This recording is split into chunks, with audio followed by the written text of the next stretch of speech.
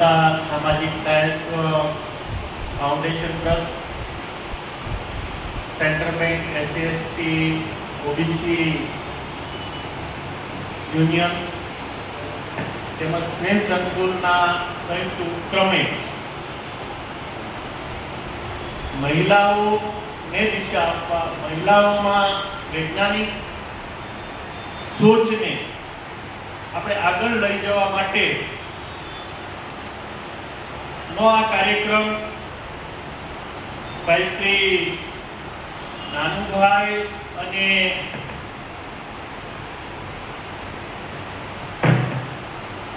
દાખલા સાહેબ, પરીક્ષિત સાહેબ આ બધા વિષયો લઈને આવ્યા. મેં કીધું આપણે માતા રમાબાઈ ને આપણે શ્રદ્ધાંજલિ આપવી હોય તો એનું સ્વરૂપ કેવું હોવું જોઈએ, અને એનું યોગદાન જે માતાએ વેઠ્યું છે. આપણી બધાની માતાઓ કંઈક ને કંઈક બલિદાનો આપતા ત્યારે આપણે અહીંયા છીએ, પણ આપણને બધાને જે ઉજળા કરવામાં,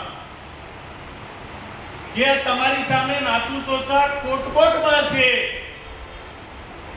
એમને, એમના પરિવારને, આ સમાજને, કે જે એ ચપ્પલ નતો પહેરી શકતો, મહિલાઓ ને એના સ્તન ખુલ્લા રાખીને ફરજ પડે એ પ્રકારની અમાનવતાઓ હતી આ દેશની અંદર, એને બચાવવા માટેથી શરૂ કરી અને તમને જ મને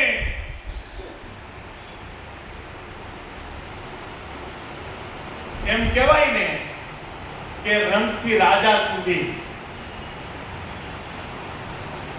એક સફાઈ કામદારથી ચેરમેન સુધી, એક સફાઈ કામદારથી પ્રેસિડેન્ટ સુધી લઈ જવામાં અને આપણને સૌને દ્રષ્ટિ આપવામાં, જેણે પોતાના 4 સંતાનોને કુમારા એવી જગત માતા આજે રમાબાઈનો જન્મ જયંતિ ઉજવી રહ્યા છીએ, ત્યારે મારી બહેનોને હું નમ્રપણે વિનંતી કરું છું કે ઈ માતા રમાબાઈ, ગંગાધર તિલક નું મૃત્યુ થાય છે ને મારી માતાઓ, ત્યારે એને કફન માટે એની પાસે પૈસો તો નથી હોતો, પણ એને કફન માટે એની સાડીનો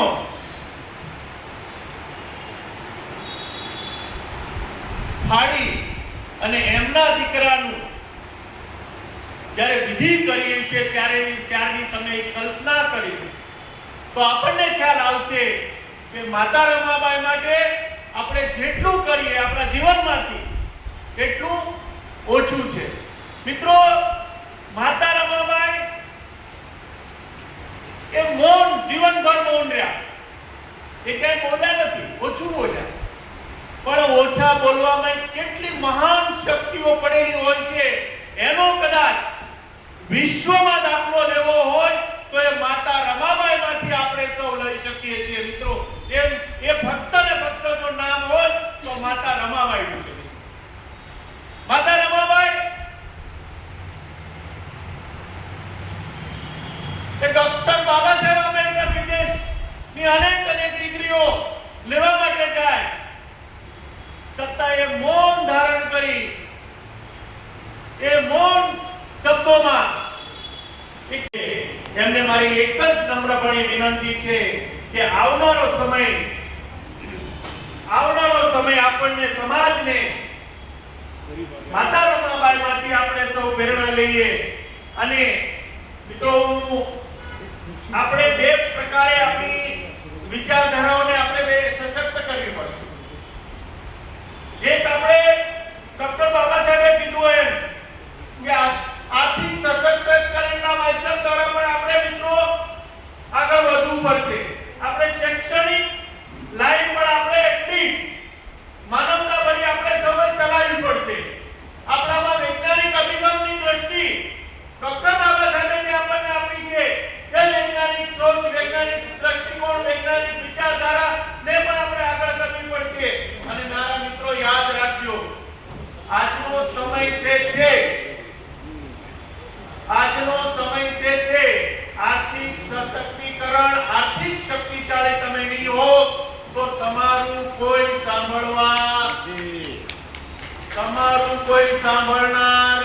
નથી.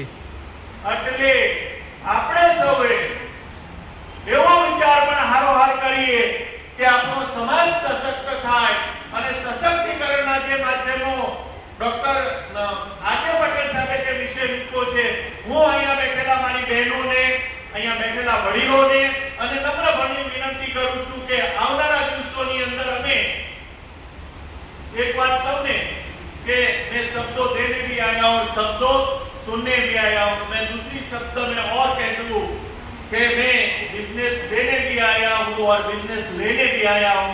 આપણે જો કોઈ પણ જગ્યાએ કંઈ પણ નાનું મોટું તમે તમારા હુનર હોય, તમે નાનું મોટું કંઈ પણ વસ્તુ તો એમ કહો કે એક કિચન બનાવતા હોય, એક સારું તમે તમારા ઘરમાં બેસી અને એક તોરણ બનાવતા હોય, તો અમે તમને ઓનલાઈન પ્લેટફોર્મ આપશું બહેનો, અને ઓનલાઈન પ્લેટફોર્મમાં તમે ફક્ત ને ફક્ત તમારા ગામમાં વેચતા હો, તમે તમારા તાલુકામાં વેચતા હો, એને અમે પૂરા ભારતભરની અંદર અમે પ્લેટફોર્મ આપશું. તમે મને એમ કોઈ કહેશો, ઘણી વખત હું જ્યારે શિક્ષણ સમિતિમાં હતો ત્યારે મને નાનુભાઈ એવું કહેતા કે ભાઈ સર અમે શું કરીએ, હું વરાછાની સ્કૂલોમાં જતો ને સાહેબ, આજે પટેલ સાહેબ, તો કે અમે તો ભણેલા નથી. આ 2001-2 ની વાત કરું, એના મા બાપ અમને કહેતા, ત્યારે હું એમ કહેતો કે તમે ભણેલા નથી તો કાંઈ વાંધો નહીં, તમારો છોકરો સ્કૂલમાં જાય છે તો તમે એક હેબિટ પાડો ને, છોકરા અઠવાડિયામાં અથવા મહિનામાં એક વખત તમારા સ્કૂલ જે છે ને એ સ્કૂલના તમારા પ્રિન્સિપાલ અથવા એના વર્ગ શિક્ષક છે એના માટે અડધો કલાક કઢાય તમારથી, અને દર મહિને પૂછવા જાઓ કે ભાઈ મારો છોકરો શું કર્યો છે. એટલું તો અભણ માણસોને આવડે ને નહીં. પછી બીજું અભણ માણસોને કીધું એટલું આવડે કે ઘરમાં આપણો છોકરો આવે એટલે આપણે આપણી જગ્યાએથી ઊભા ન થઈ શકીએ તો કાંઈ વાંધો નહીં, પણ આપણા હાથમાં જે રિમોટ હોય એ આપણે રિમોટથી સ્વિચ તો પાડી શકીએ, બંધ કરી શકીએ. આપણો છોકરો ઘરમાં આવ્યો એટલે આપણા છોકરાને એમ કહે બેટા બેસ મારી પાસે, તારા સરે આજે શું કરાયું. એટલે મારા મિત્રો, મારી બહેનો, મારા ભાઈઓ, હું આજે તમને બીજી વાત એ જ અનુસંધાને કરવા માંગુ છું. તમે એમ કહેજો કે અમારા છોકરા ભણેલા છે, ગ્રેજ્યુએટ છે, પણ એની પાસે કાંઈ ધંધો નથી, તો હું તમને ધંધો આપવા પણ આવ્યો છું. એવા છોકરાઓ હોય એને મારો તમે નંબર લઈ લો, એવા છોકરાને મારે ત્યાં મોકલજો. એ દાળ છે તો 10,000 થી લાખ રૂપિયા સુધી કમાઈ શકે એટલી તમને હું એને વ્યક્તિગત એનામાં આવડત હશે તે કમાઈ પણ શકશે. મારો નંબર આપ પ્લીઝ નોટ કરી લો બધા લોકો. હું અહીંયા એમ કહે છે કે અહીંયા અમે બેનો એવા માણસો છીએ કે જેટલો સમય મળ્યો ને જ્યાં સુધી તમારામાં આર્થિક સશક્તિકરણ નહીં આવે ત્યાં સુધી સમાજ બેઠો થવાનું.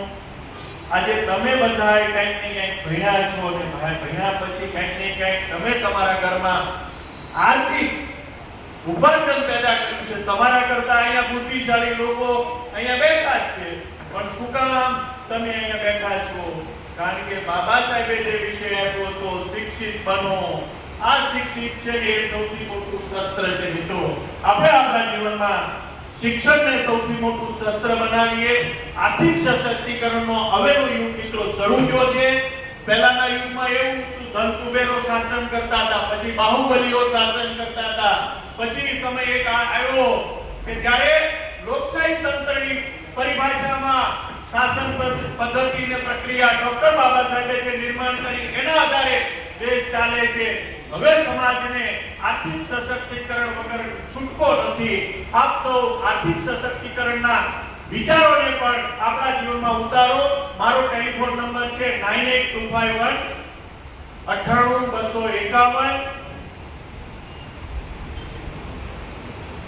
46448. ફરી વખત બોલું છું 98251 46448 98251 46448. મિત્રો આ નંબર તમને આપ્યો છે. તમારી પાસે નાની મોટી તમે વસ્તુ બનાવતા હોય, નાનો મોટો સ્ટોર હોય, એને પણ અમે અમારું પ્લેટફોર્મમાં વેબસાઇટ છે, એપ છે, હોમ બેઠે ઈ-કોમર્સ પ્રાઇવેટ લિમિટેડ. હોમ બેઠેમાં તમે ગમે ત્યાં જશો તો અમારું ઓનલાઈન પ્લેટફોર્મ પણ તમને મળશે. અને અમારી સાથે સીઓ તરીકે આરજે પટેલ સાહેબના દીકરા કૃણાલ મારો દીકરો જીગર સોસા આ જે પ્લેટફોર્મ છે સમાજને પૂરું પાડવા માટેના નાના લોકો ઉદ્યોગકારો નાના લોકો શોપ લઈને બેઠા હોય પોતાના ઘરમાં કાંઈ ને કાંઈ વસ્તુ બનાવતા હોય એવા લોકોને પ્લેટફોર્મ મારવાનું આર્થિક સશક્તિકરણનું મારા દીકરા અને આર્ય પટેલ સાહેબના દીકરા કામ કરી રહ્યા છે એવા તમને પણ બિઝનેસ તરફ તમારી દ્રષ્ટિકોણને વધારો હવે નોકરીઓ મિત્રો રહી નથી આવનારો સમય એ તમારી પાસે ધંધો છે એવા વિચારો સાથે આપ સૌ આગળ વધો અને માતા રમાબાઈના આ પ્રસંગને આપણે એક વૈજ્ઞાનિક દ્રષ્ટિથી એને વાગોળીએ અને સમાજમાં એક વૈજ્ઞાનિક દ્રષ્ટિકોણ ડોક્ટર બાબા સાહેબે જે આપણને વિચારો આપ્યા છે તે વિચાર અને માતા રમાબાઈએ મૌનથી આપણને જે દિશા સૂચક કરી છે એ દિશામાં આપ સૌ આગળ વધો તેવી અભ્યર્થના સાથે વિરમું છું. જય ભીમ.